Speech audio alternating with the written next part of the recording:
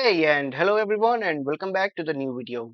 And in our this series of React Hook Form, we were looking at how to implement React Hook Form in our applications. In the last video, we were working on a login form, but that was not looking quite good. So what I decided to create a new login form, a much better, much more good looking, and it is in front of you. So what in this video we are going to do, we are going to create this login form from scratch, and it will also make your application look much better. And we are going to do multiple things here. First of all, we are going to implement normal email and password with Zod authentication. But not in this video, in upcoming video, we will be implementing how to authenticate if the user has entered the correct email. It means if I write anything like xyz at the rate blah blah blah and then .com. So is this a valid email?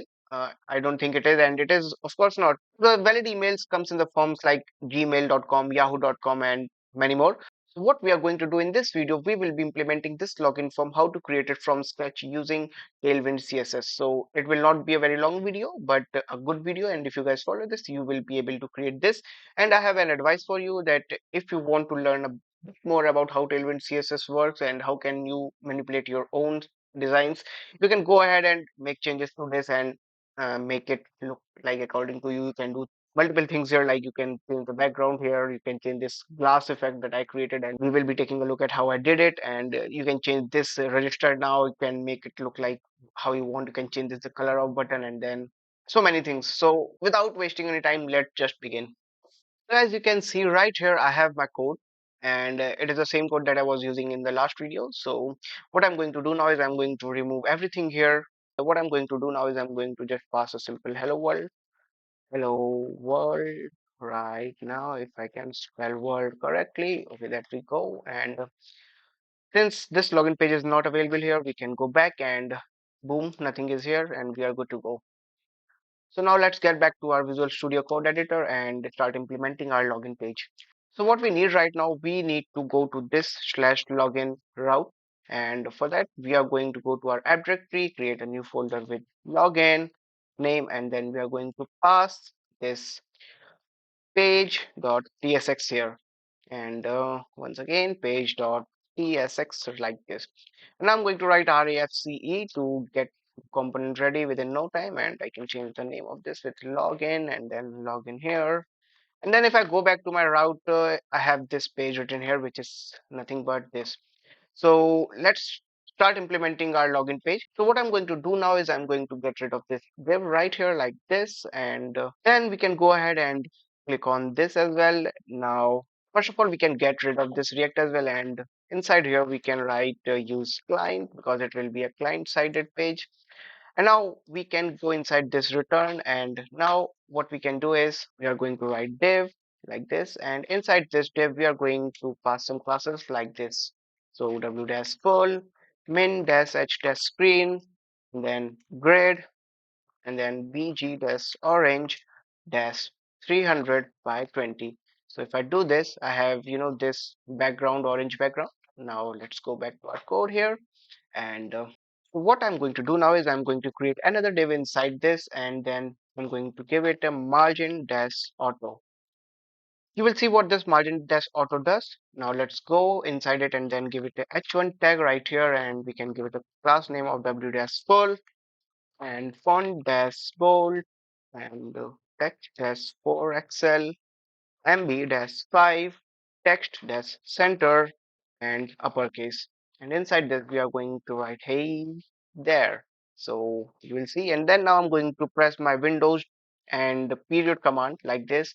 And then I'm going to give this little hello wavy hand right there. So it will look good. Just trust me and we will see. So now let's go and create our form right here like this, and we can get rid of this action right here. We can give class to our form like border and E-16 BG-white by 30, and then rounded LG, and then shadow MD like this. And inside this form, we are going to pass a div with classes like flex, flex dash call, and gap dash 2.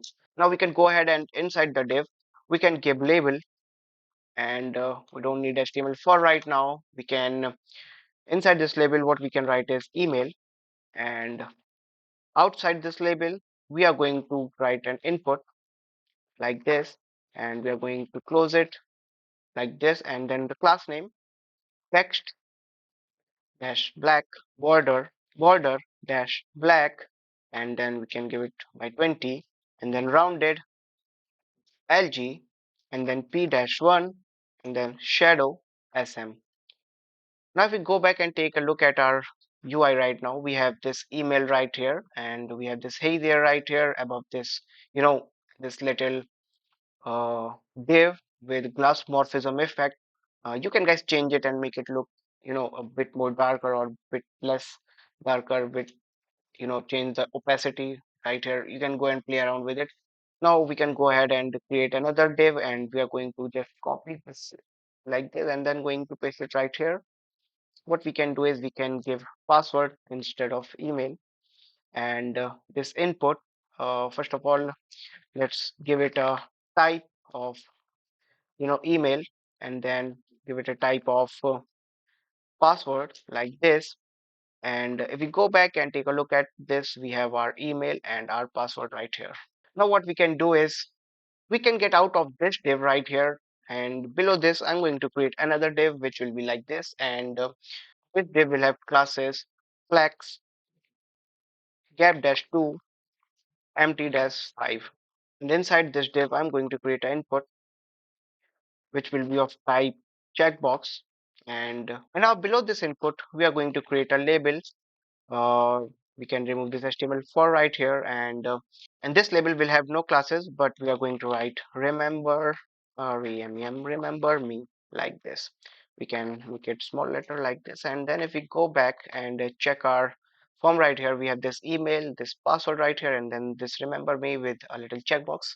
So it looks good for now. Now what we can do is we can go ahead and create a button which will have submit label, and what I'm going to do now is I'm going to go below this div. I'm going to create an input, and it will be of type submit, and it will have no ID and name for now. Classes will be w dash full cursor dash pointer vg dash green, and this will be of green 300 by 50 rounded md e dash 1, and on hover we want to create a little shadow, shadow md empty dash 5 font dash bold text dash lg, and that's all. So by doing this we must have our button right now, and if we go back we have this wonderful looking button right here. On hover it will give this a little shadowy effect, and it looks good for now. Now let's go and create a little, okay, now let's go ahead and create a little text here which will say if you don't have any account, register now. What I'm going to do now is I'm going to get below this input, and I'm going to create a div like this, and with the class name empty-5, and inside this div I'm going to create a little span here which will say don't have an account with us, and outside this span we are going to create a little link tag which will be of course from next slash link right this. And inside this link, I'm going to pass register now. We can give href to this like this, and we can pass slash register. Of course, we don't have this route right now. So what I'm going to do now is I'm going to leave it as it is. I'm not going to do anything because I'm not working on the register page right now. So, okay, so what we can do now is we can go ahead and give classes to this link right here with bg-blue, and this will be of blue 200 and p-1 and rounded lg and font dash bold. Now we go back and check, we have this register now here. What we can do is we can give a little classes to this span as well, and we can give cursor dash default like this. So if we go ahead and take our mouse over it, we have this cursor. We don't, it doesn't fit. So so far so good, it looks nice here. Now let's go ahead and give a little bit more functionality here. We want user to have GitHub and Google login as well. So if they don't want to use email and password to create an account or login, they can just simply go ahead and create their account using Google and GitHub. So what I'm going to do now is I'm going to go outside this app directory. I'm going to right click here and then new folder, and I'm going to give it a name components. Inside this component, I'm going to create two files. First is Google login.tsx, and another one is okay, so it must be a file, and another one is GitHub login.tsx. Inside this, I'm going to paste an SVG that I will be getting from iconsite.com, and inside this search I just pasted Google, and here I have so many Google logos, and I'm going to select this one. I'm going to click on this copy and then this SVG. What I'm going to do now is I'm going to write REFCE, and what I'm going to do now is I'm going to remove this Google login and paste the SVG that I copied like this. And what we can do now is we can give a little bit of classes right here. So let's go and give it some classes. W dash full, H dash 16, BG dash white, flex, justify center, items, center, rounded, LG, font dash bold, gap dash one, and we can just get rid of this font dash bold because there will be no font. There will be only this SVG logo right here. So this looks good. We can also get rid of this gap here, and we can give cursor to pointer like this. Now, if we go ahead and import this on our login page, where we are going to import it, we are going to import just below this, div, which is our email div, and I'm going to create another div like this, and I'm going to call Google. Okay, just do it. Google login like this, and I'm going to close this, and let's get back to our form. And if we go back to this, we have this very ugly looking, you know, Google logo. Now let's go back to our Google login and change the width of this to 30. And then now it looks good. And it is taking the full width because I have set the full width right here. Now let's go and if we copied and pasted it right here like this, you can go and see that. Okay, so it is coming this. Okay, so it is coming in column like this. Let's give some classes to this div right here, and we can give this flex and get this 5. So I think it should look good. So yeah, it looks pretty nice now. uh what we can do is we don't want two Google logins, so let's go back to our GitHub login and do the same that we did with Google login, REFCE. Go back to icon site and then write GitHub here, and we have a bunch of GitHub logos, and I'm going to use this one right here. I'm going to copy the SVG like this, and I'm going to paste it inside this div right here. And if I go back and change this Google login to GitHub login, we should have our GitHub icon right here like this. It does not have any classes because we did not provide it. So I'm going to save some time here, and I'm going to copy the classes that we used in Google login. And okay, so if I go here and paste it like this, I have this extra tab. We can get rid of it like this. And if I go back to here, we have this uh, white background right here, but this logo still looks pretty big. So let's go and change the width of this to 30. And here we go. We have our Google and GitHub login like this, but it still doesn't look so good right now.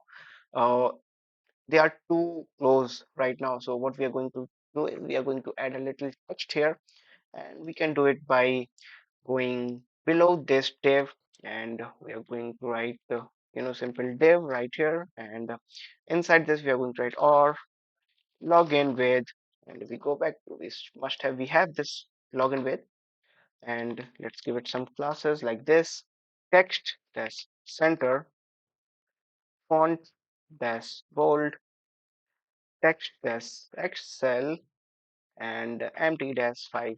Now let's go back and check, and we have a pretty good or login with. We can make it a little bit simpler, we can make it a little bit smaller. So we are going to change this excel to LG, and it looks much better now. you can go ahead and check it out and try with different fonts and weights and sizes. But it is pretty similar to what I showed you in the beginning of the video. Uh, we have missing a little bit of header right here. So what I'm going to do now is I'm going to go above this component, this div. What we are going to do now is we are going to give it h1 tag here with some classes. Okay, let's add classes later. Let's see what we are going to write here. We can write login and it should look right here.